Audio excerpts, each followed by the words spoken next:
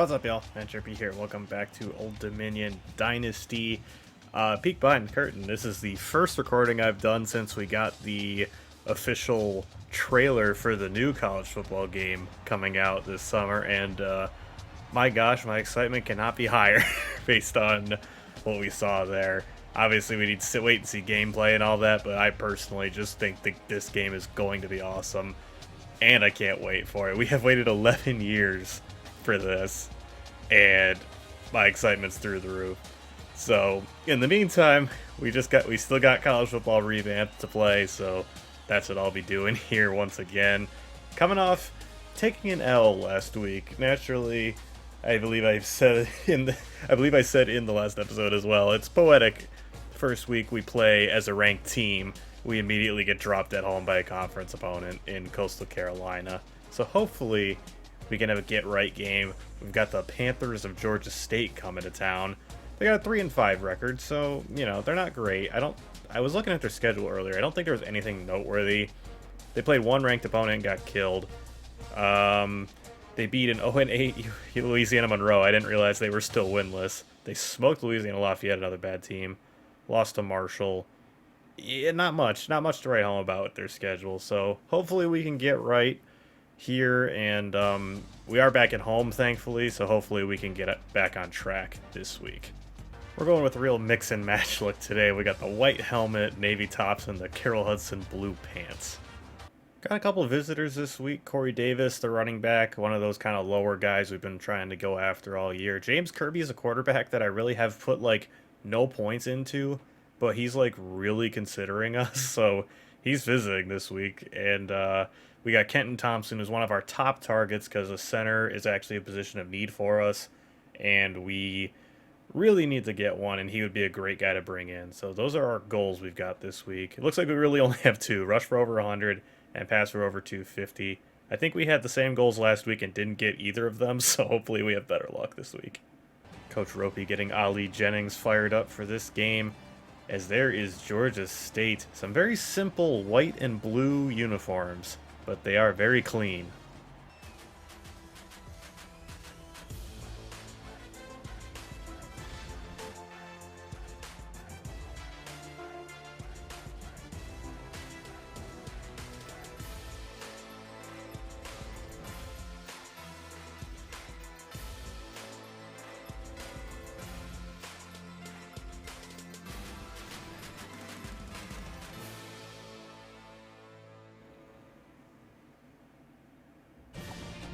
Here we are at SP Ballard Stadium with significantly less snow on the ground as the Georgia State Panthers are coming to town to take on the Old Dominion Monarchs. Hopefully we can come out with a win today. Let's go. Bold move coming out in the Wildcat on the first play of the game, and he's going to be throwing it here all kinds of time and just throws it away. That is one of the most bizarre ways I've ever seen a game start. Coming out of the Wildcat, and then ended up throwing it away because even though the pass rush couldn't generate any pressure. This is going to be an interesting game. Granger wants to take off and run it. Artarian Johnson's there to clean him up. Darren Granger. If you've caught any Georgia State games, you know this dude can run around and make some plays, so we're going to have to keep an eye on him. Throws it, pitch and catch. 4th and inches. Kadarius Thompson did not reach across.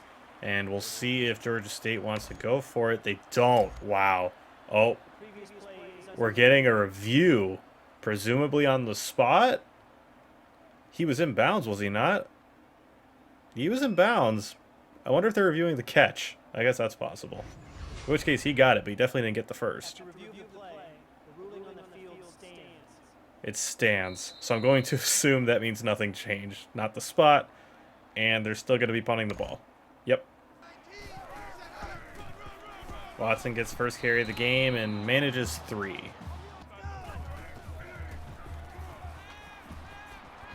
Yeah, that was terrible. I threw that way too late, and that definitely should have been intercepted, but instead it's going to be 3rd and 7. Watson gets carry. Oh, was going to bounce it outside, but that corner came out of nowhere and got 0.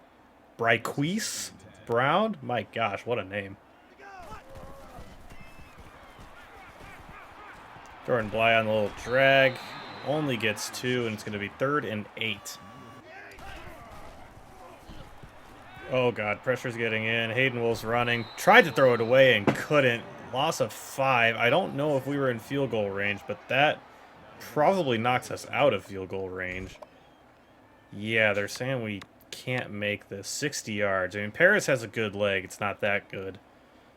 Well, I'm not about to punt it from inside their territory, so we're going to go for this. Got Marshall. It's ripped out, but he was short of the line to gain anyway. And that's going to be a turnover on downs. And they don't have great starting field position, but they're already very close to midfield, so that's less than ideal. Play action. Granger wants to take off. Can Henry trip him up? He can, but he does fall forward for 5. Screen pass. Can Bibby get out there? He can! Tyree Bibby brings Carroll down for a loss of 5, and it's going to be 3rd and 9. Quarterback draw, and he broke the tackles, and he's got the first down. I thought we had him dead to rights, but he somehow squeezed through there and got the first. Dang it. Pass out to the running back. No one was on him, but he just kind of fell out of bounds, so he only gets 5. Speed option, and he is shut down. Amori Morrison brings down Granger for a loss of 4, and we're looking at 3rd and 9 again.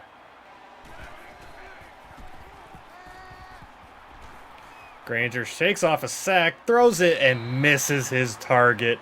He was open. It was a little bit of a tough throw. I'm really disappointed we couldn't bring him down for a sack, but unlike us, they are going to, in fact, be punting it from inside our territory. Livingston gets the carry, and he's going nowhere. There is a flag. It was an awkward tackle. Are they going to get us for a face mask? They are. Wow, that's one of the first, maybe the first face mask I've seen called on this channel. But we're going to take it. We get a first down. Awesome. Livingston gets the carry. He's got some room. He put the ball on the ground. No. No, Livingston. No. Come on, man. I thought we were over this, but no, we are not over this, apparently. Trying to get him involved early because he's got that game-breaking speed we love so much and lack so much at other positions. But if you're fumbling the ball, it's not going to help. Oh, did he fumble? I thought he fumbled, but... Oh, was his knee down? Boy, I can't tell when they go so fast. All right, this will be the angle. Oh, that is close. We'll see how they call it. After review of the play, the ruling on the field is reversed. Oh! I will never say a bad thing about instant replay again. All right, Livingston, you fumble the ball again, and I'm putting your butt on the bench for the rest of the game. Well. Oh, and he got hurt. God dang it. Oh, my gosh, you cannot write this stuff sometimes. Oh, my gosh, of course he gets hurt. Of course. Why would he not get hurt immediately after putting the ball on the ground and having replays save his butt? Oh my gosh. Well, this first quarter has been a bit of a struggle. Georgia State's defense came to play. Fortunately, so has ours. But we're going to have to put points on the board here at some point. Oh my gosh, Marshall's wide open. Can Wolf hit him? He does. He's got him in stride. John Marshall. 53-yard touchdown for the Monarchs. And just as I was saying, we got to put points on the board, the freshman comes through again, and Wolf drops a beautiful deep ball right into his hands. Let's go. And Paris makes it 7. Huge to get on the board first. I hated playing from behind last week as much as we did. Oh, it's a keeper for Granger, and he's got block. Oh, no. Robert Kennedy III misses. Can Trey Hawkins III chase him down? He does. Wrestles him down inside the 20, but I have got to stop missing tackles because that was the last line of defense, and I completely blew it. Wow, no one on the defense was ready for the option play there. Actually, maybe that wasn't really my fault. I'm not sure. I think it was my fault. Quick throw. Oh, I would have loved a pick there, but Lamarian James breaks up the pass. Granger drops back. He wants to take off because, of course, he does. The guy on the outside missed the tackle. Solano brings him down short of the line to gain. But that is really disappointing that that first guy missed. Looks like an option play. We can't bring him down. He pitches it. What the crap? I guess they called that a forward pass. I thought he definitely pitched it backwards. But whatever. I was okay. I was more okay with it, but now all of a sudden they're going for it, so I'm suddenly less okay with it. Screen pass, and that is blown up. What a terrible play by Sam Pinckney, the receiver. And I believe it looks like it was Steven Williams came running back. It was able to drag him down. My gosh, that play could not have gone worse for them. But we'll take it. It's a turnover on downs. Our second one that we forced in this game. Oh my gosh, Bly. Can he get it? Ah, he's too short. I need to remember that when I try and throw deep balls to him.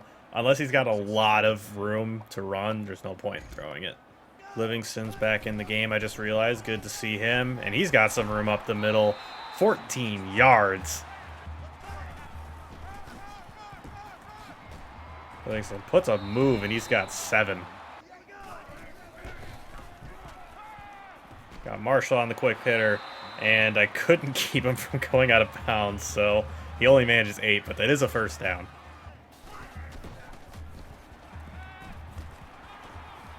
Yes, Marshall on the little across route. I tried to go back right, but he just kind of juked out of bounds. 17 yards, and another big gain through the air. The pass game's clicking a little bit. That's a good sign. Oh, gosh, they sent a blitz, and it got home. We lose 9 on the sack.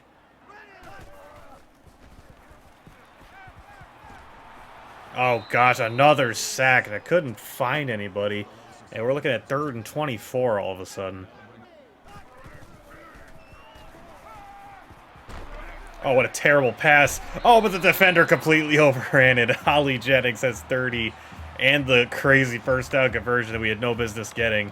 I appear to have accidentally called no huddle, so I guess we're no huddling on this play. But what a terrible pass by Wolf. That very, very lucky to have completed it.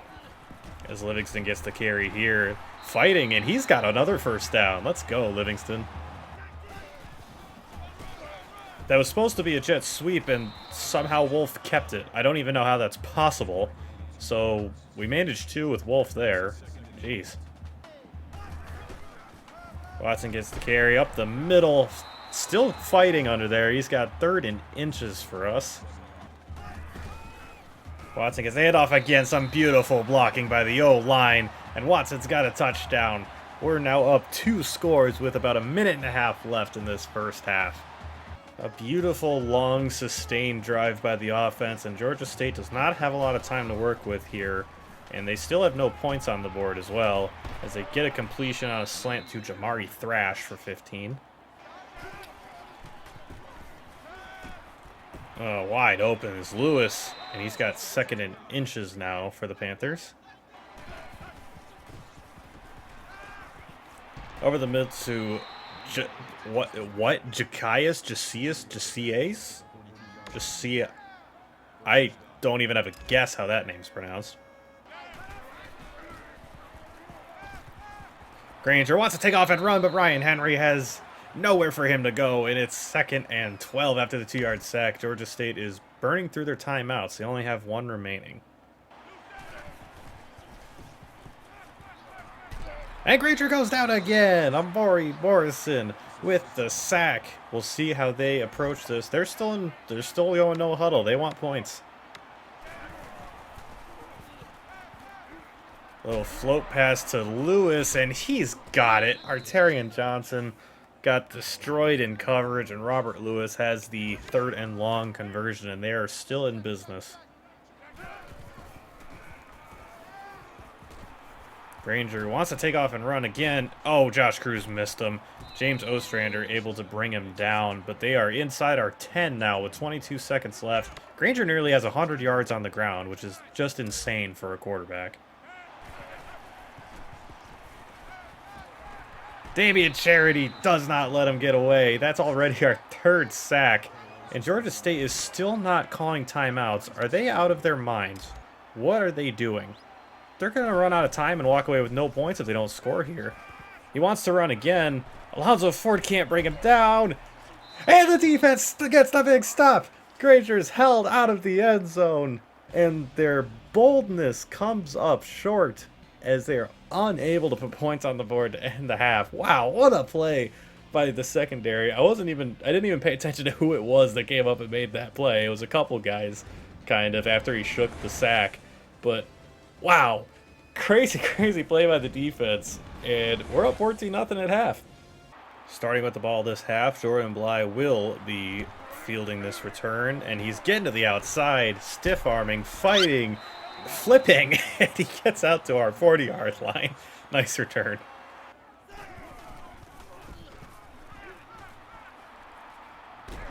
Oh, I wanted Marshall over the middle, but I got hit as I threw it. It's going to bring up 3rd and 7. Over the middle, Raphael McCoy's got it. And he's got another big gain through the air. He's become, once again, a very dependable receiver the last couple weeks after he kind of went quiet with John Marshall's emergence.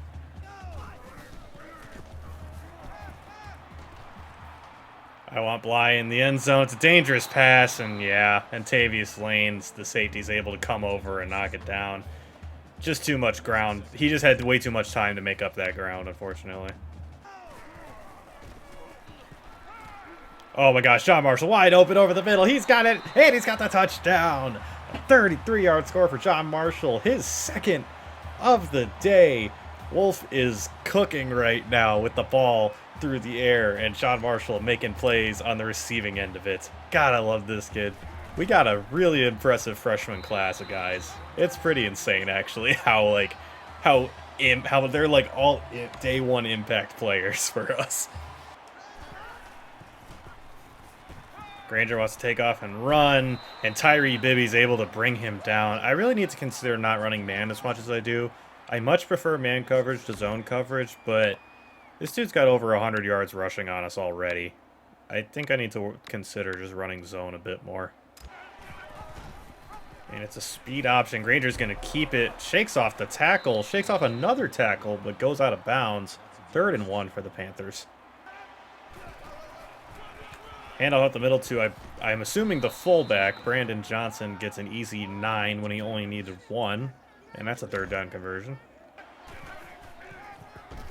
Handoff to Carroll, and the blocking upfield is ridiculous, and he has got nothing but green grass in front of him, and he's got a touchdown. Marcus Carroll with a 56-yard touchdown run. I saw one of his receivers block 2 separate guys on the same play. He knocked one guy to the ground and immediately ran over and blocked the other guy. That was some insane effort by the wide receiver to open that hole up. And just like that, Georgia State is on the board. Just when it looked like we may be like, all right, kind of pulling away and putting them away. We still got a 2-score lead now, but we cannot afford to let them back in. Livingston gets the carry. The weird tackle, but he does get the 1st down with that 10-yard rush. Oh boy. Just throw it away. Livingston gets carry. A nice hole by the O-line. He's got 8, making it 3rd and 2. I trust the O-line to do it again. Open up a nice hole for Livingston to run through, and they do. Livingston's got a seam. He's got the 1st down and a lot more, and he is now up to 82 yards on the game. Watson into the game now at running back. And he's got a nice run of his own for 12. Marshall on the quick hitter for 5. Livingston, he's got the carry, he's got the 1st down, and quite a bit more fighting ahead. And we've eclipsed 100 yards rushing on the game. Livingston's got it again, down to about the 5.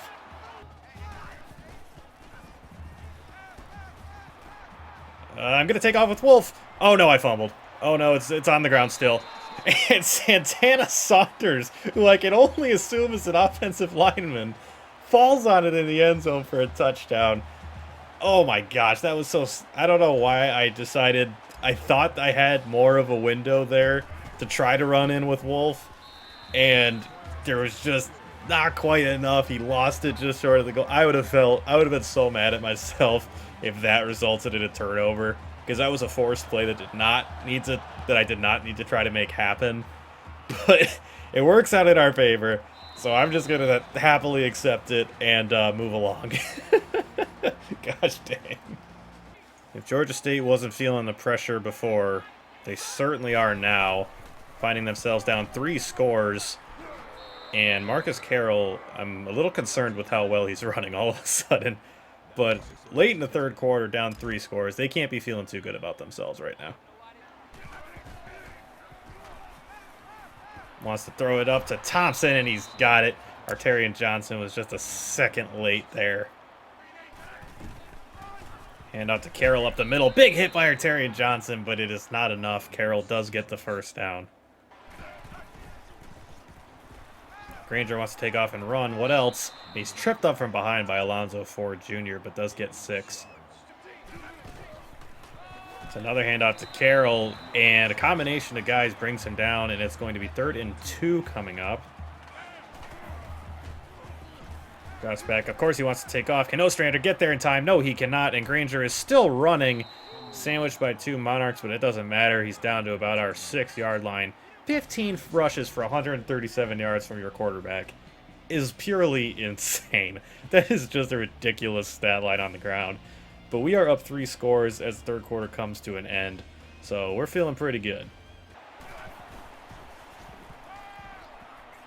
Granger throwing it in the end zone, and Josias, whatever the crap that name is, Creedle, I really have no idea how to pronounce his name, has got the touchdown. That was a pretty wild throw there from Granger. I thought that might have been a pick, but he does complete the pass, and they've cut it back down to a 2-score lead. It'll be interesting to see if they go for the onside or just kick away here. They choose to kick away, so Bly will return this as he does. Only gets it at about the 20 or so. Maybe a play action will catch him off guard here. Doesn't look like it did, as Wolf scrambling for his life. Flips it over to Jennings, and he's got it. 14 yards for Ali Jennings. Livingston gets the carry, and he's got it down to 3rd and 1. I say give it right back to him again for the 3rd down conversion. He's got it and more. Oh, I tried to get to the outside. Just ran out of room. The defender made a nice tackle, but Livingston's got a 3rd down conversion. He's got Marshall. Marshall's moves on people, and he's got 27 yards. My gosh, what a game he has had. Should I really be throwing the ball as much as I am? No, but keep in mind, I do need to try and get 250 for the recruiting visit. And Wolf's throwing the ball well, so, I mean, why not just keep putting the ball in his hands? As Watson gets another 10, and I believe that puts us close to that 250-yard mark. Maybe not quite there yet. 247. We only need 3 more yards, and we'll have accomplished both of our recruiting goals that we got for this week. Let's see if we can maybe get a touchdown here. Oh, I had square, rather, and I didn't throw it. I tried to throw super late to McCoy, and it's batted down. Ooh, right there, Jordan Bly, 6-yard touchdown. Just found the soft spot in the zone, and Wolf with a beautiful zippy pass right to him before the defense could get there. And I believe that accomplishes our recruiting goals, and more importantly, that puts us up 3 scores now with 4 minutes left. Georgia State surely now will be coming out in desperation mode, just trying to get points as fast as possible, so we can expect a lot of passing, as that is a good start for them. Pinckney getting a 14-yard reception. Granger wants to take off and run, as he has so much today, and man, we have not been able to bring him down easily, have we? I mean, my gosh, to manage 4 on that carry is impressive. Over the middle to just that guy for 6 yards, and we do keep him short of the line to gain thanks to the big hit, and it's going to be 3rd and inches. Granger with the pass, but Alex Solano brings Ryan Maxey down short of the line to gain, and it's going to be 4th and 1. Man, Granger's only got 108 yards passing on 14 completions. A whole lot of dink and dunking from him today, that's for sure. I'm surprised he doesn't have more than that, because I feel like their offense has done pretty well. Although most of the damage has been done on the ground by him, for sure. And they are going to be going for it, so we will hopefully get a stop here. Speed option, and that is not going to work. I lost my words. It's shut down. Granger with a loss of 2. The Monarchs swarm to the ball, and that is pretty much going to put this game away. Just got to run a few more plays to run the clock down.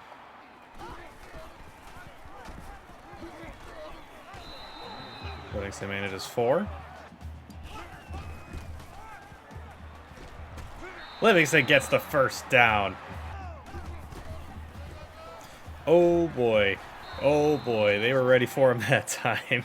As they bring him down for a loss of 3. We're just short of kneel down territory. Livingston fighting, spinning, 3rd and 7. And we could kneel it, but I feel like if we kneel it, they're gonna call a timeout, and I don't really feel like doing this, doing all the semantics involved with that. But I also don't really know if I want to run another play or not. We'll just take the knee. We'll see if they just accept it, because obviously it's gonna bring up 4th down, and there's a chance that because it's 4th down, they're just gonna naturally call timeout. So we'll see. They don't. They do not call timeout. They are cool with just letting the clock run. And with a few more seconds off the clock, that is going to do it. The Monarchs come up big with a 35-14 victory over the Georgia State Panthers. This definitely was a bit of a get-right game for us. I feel like pretty much everything went well outside of the 2 fumbles we had. One of which wasn't actually a fumble, and the other which did not result in a turnover. It instead actually resulted in points for us somehow. So, aside from Darren Granger tearing us up on the ground, which, as I said earlier, if you've watched Georgia State in real life, you know he's like that. That guy is a football player, and he is a dangerous man to have the ball in his hands. So we were able to keep him from hurting us through the air too much. He just did most of the damage with his legs, and pretty much just took care of business. This is a really good win. Felt good to come back and play well after the tough loss last week. Hayden Wolf, an absolute dynamo through the air this week. 13 for 22, 253 yards and 3 touchdowns. 3 sacks as well, which is not great. And the completion percentage is on the lower side. But 250 yards and 3 touchdowns with no picks is a great stat line regardless. I mean, he was slinging the rock everywhere today. John Livingston, our leading ball carrier, came back from the injury scare and did not put the ball on the ground after that one got overturned, and had a great day. 18 for 136 yards, just didn't get a touchdown. Only a long of 17 as well, so it's not like there's a lot of those yards come from one carry or anything. He was very dependable, very dangerous on the ground this week, and very consistent. Blake Watson, 5 for 24, and the 1 touchdown. Kind of relegated more to a backup role with Livingston not really getting tired this week, which I guess is encouraging to see. And then Hayden Wolf, 6 for -15, most of those, of course, coming on the sack and the 1 fumble, which resulted in a touchdown for an offensive lineman. John Marshall, what a game. 6 for 143 and 2 touchdowns. I mean, can this dude produce or what? What an amazing recruit he was. So happy that we were able to land him, especially with performances like this happening on a moderately regular basis. I mean, he's been a huge part of our passing attack. Raphael McCoy coming up big in his own right, 2 for 48, and Ollie Jennings, 2 for 44. Blake Watson had 1 for 10, and Jordan Bly had 2 for 8 and the 1 touchdown. Ryan Henry, leading tackler on the day, followed by Alex Solano and Artarian Johnson. A number of TFLs this week. Alex Solano and Amari Morrison getting 2 apiece. And then Steven Williams, Ryan Henry, Tyree Bibby, and Damian Charity each getting 1. 3 sacks as well. All in the first half, I believe, as well. Damian Charity, interestingly, getting 1. As well as Amari Morrison and Ryan Henry. We did not force any turnovers, which is kind of interesting. 1 pass deflection by Lamarian James, which I was hoping would be a turnover, but wasn't. But, yeah, interesting that we didn't turn him over at all. And still dominated them the way we do. We did have 2 turnovers on downs early in the game, so that definitely went a long way. And then the last one, of course, on their final drive, when the game was pretty much out of reach at that point. So the defense, despite not forcing any turnovers, I felt like had a pretty strong game. Obviously, the long touchdown run by the running back we don't like to see, and the fact that their quarterback had like 140 yards on the ground is also not great. But aside from that, I felt like the defense played really well. Ooh, I don't recall us getting that notification during the game. Number 1 Clemson goes down to unranked Florida State 23-21. That is going to shake up the rankings quite a bit. A much needed win. Norfolk is buzzing following a 35-14 win over Georgia State. I would agree, much needed. I would have hated to see us go on a bit of a skid with the tough loss to Coastal Carolina last week. It felt good to kind of just go out there and pretty much impose our will for most of the game. Definitely, I would agree with the sentiment that it is much needed. Ooh, on the road against App State next week. App State's always one of the toughest teams in the Sun Belt. I remember Coastal Carolina had an undefeated season, died there a few years ago. It's just a tough place to play. They're always a good team, and we're going to have our hands full. We're definitely going to have to come ready. Sam Vincent, that stud athlete we've been going after, has committed to Florida. I was worried about that happening. It was always a possibility, unfortunately, because he's just one of those really highly rated guys. I mean, he was a +7, I think, gem, so he was under the radar, but Florida apparently found out about him at about the same time we did, and swooped in and stole him. So that's really disappointing, because that guy was going to be like maybe an immediate Heisman candidate for us with the abilities that he had. So that's really disappointing. But I do see a David Monroe, who is listed as a strong safety, but he's that athlete I'm going after that I would definitely put at running back. I mean, maybe he could play two ways, kind of a Travis Hunter type, with running back and safety instead of wide receiver and corner. But we'll have to see. Looks like Kenton Thompson, one of our visitors, did not commit. We're still in a tough recruiting battle for him, so hopefully we got a big way. Joel Hayford as well, another guy we've been going after. Man, a lot of recruiting updates this week. We were going after him for a while, but he has committed to Wisconsin. Unfortunate, but is what it is. See if there's anything else. Just points for Kirby and Davis. No commitments. So yeah, I guess that's it for recruiting. That's it. Like, there wasn't a ton. There's a lot of stuff for recruiting, but nothing super encouraging aside from Monroe being ready to visit, I guess. And that is going to do it for us this week. I got quite a few recruiting points to toy around with. There's a chance I may have a big recruiting board update in the next episode, but we'll have to kind of see how my scouting and all that goes with those points that I have. But we've got App State on the schedule next. They're 3-6, but I'm not letting that fool me. I know that they're a good team. But we're coming high off a good win ourselves over Georgia State. So feeling good. Good to be back in the win column. But that's going to do it for us this week. Thank all y'all for watching, and I will see y'all in the next episode. Later, y'all.